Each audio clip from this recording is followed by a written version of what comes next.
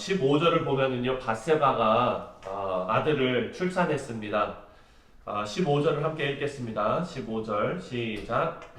아단이 자기 집으로 돌아가니라. 우리아의 아내가 다윗에게 낳은 아이를 여호와께서 치심에 심히 앓는지라.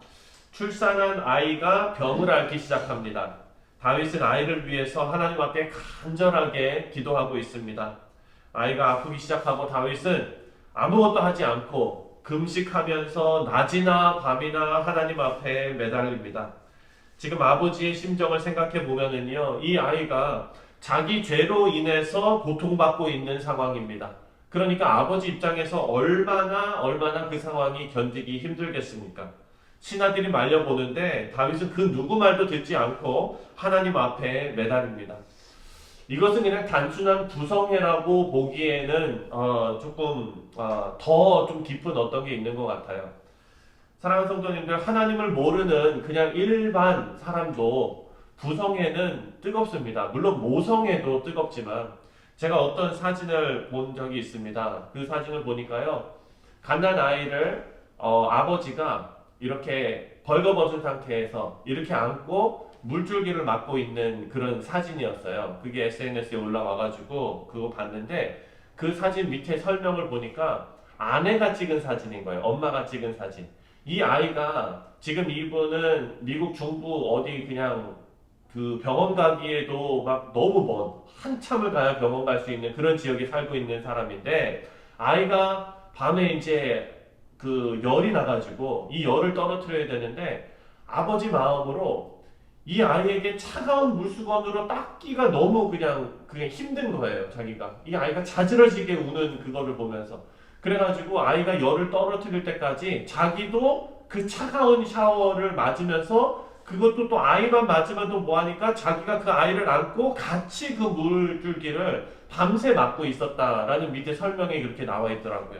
그것을 보면서 아버지가 자녀를, 자기가 낳은 그 아들을 향한 그 사랑이 일반 사람도 저 정도인데, 지금 다윗은요 그런 마음과 더불어서 자기의 죄 때문에 지금 이 아이가 앓고 있다는 것을 알고 있었을 거예요. 그렇다면 그 마음이 어땠을까를 우리가 상상해 볼 수가 있습니다. 그래서 식음을 전폐하고 이 아이를 위해서 엎드려서 하나님 앞에 기도하고 있는 거예요. 근데 사람들이 다윗에게 이 아이가 7일 만에 죽었는데 죽었다는 얘기를 못하고 있습니다. 그 정도로 지금 슬퍼하면서 엎드려 있는데 아이가 죽었다는 얘기를 어떻게 합니까? 그 말 전하기가 두려웠던 거죠. 하나님께 살려달라고 식음을 전폐하고 매달렸던 다윗, 이 아이가 죽었다는 소식을 들으면 진짜 어떻게 될지 모르는 상황이었기 때문입니다. 그런데 그런 신하들이 웅성웅성대는 그런 어떤 느낌을 다윗이 알아채린 것 같아요. 그러면서 물어봅니다. 다윗이 자기 아들이 죽었느냐 물어봤더니 그렇다고 신하들이 대답해요. 20절 말씀입니다. 20절을 읽겠습니다. 시작.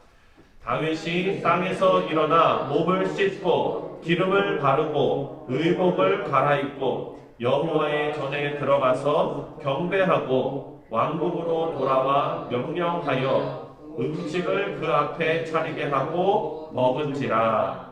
다윗의 이런 행동이 도저히 이해가 가지 않는 것입니다. 우리도 그렇지만 신하들도 이해가 안 갔습니다. 어떻게 보면 너무 뻔뻔한 것 같기도 하고, 어떻게 보면 대단한 것 같기도 하고, 어떻게 보면 그 엎드려가지고 울었던 게 가짜였던 것 같기도 하고, 이런 생각이 들게 합니다.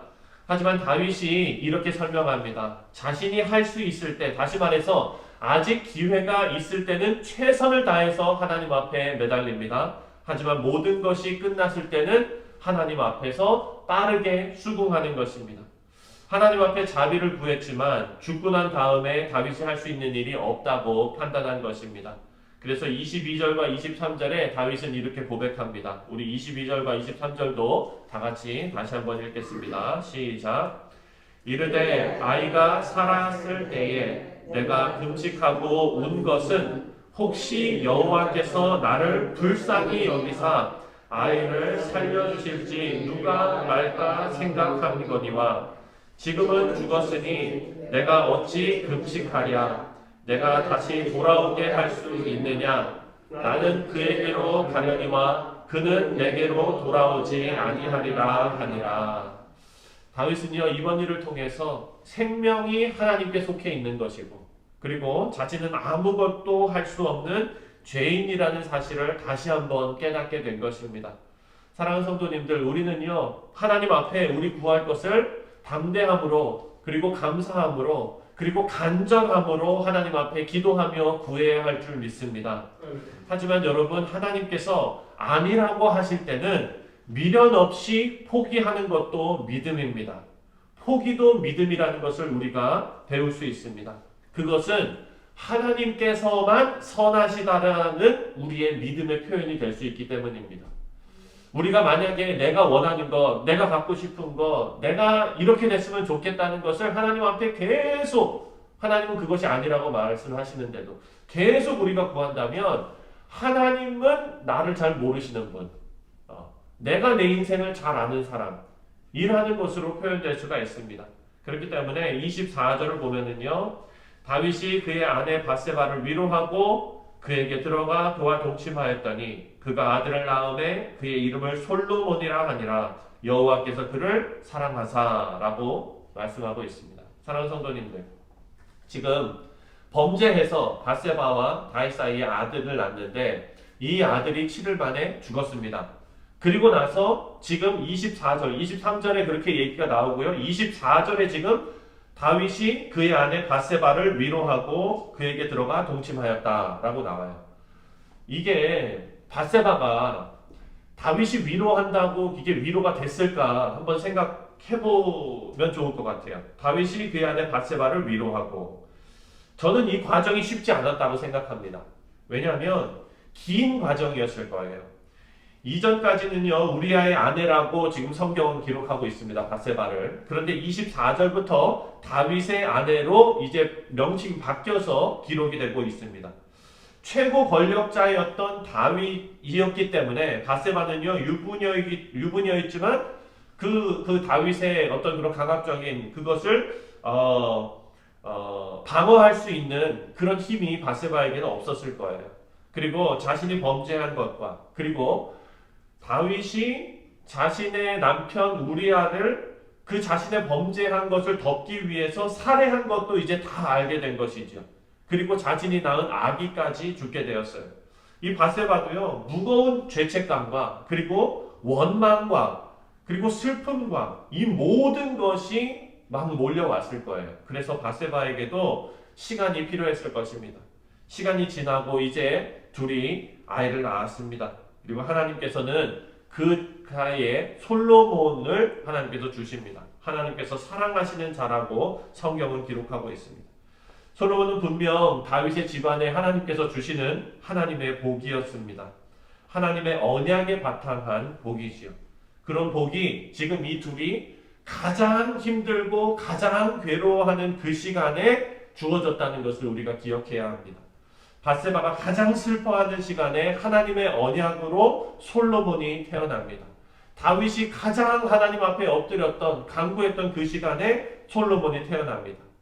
이것을 우리가 영적으로 보면 이 땅에 하나님께서 하나님의 언약에 신실하시기 위해서 죄로 인해서 희망이 없고 괴롭고 슬프고 애통하는 이 세상에 예수 그리스도를 보내주신 것과 같습니다. 그것은 하나님께서 희망이 없는 이 세상에 희망을 주신 것입니다. 이제 솔로몬은 다윗 왕국을 위해서 귀하게 사용됩니다. 솔로몬의 업적 중에 하나가 여러분 뭘 지은 것이죠? 성전을 지은 것이죠. 성전을 건축한 것입니다. 그리고 우리가 26절부터 마지막 31절을 보면은요, 다윗이 암몬과의 전쟁을 끝내는 말씀이 나옵니다. 이 전쟁에서 다윗은 승리를 많이 거두고 그리고 많은 전리품들을 가져옵니다. 그리고 암몬 사람들을 종으로 부리게 되었습니다.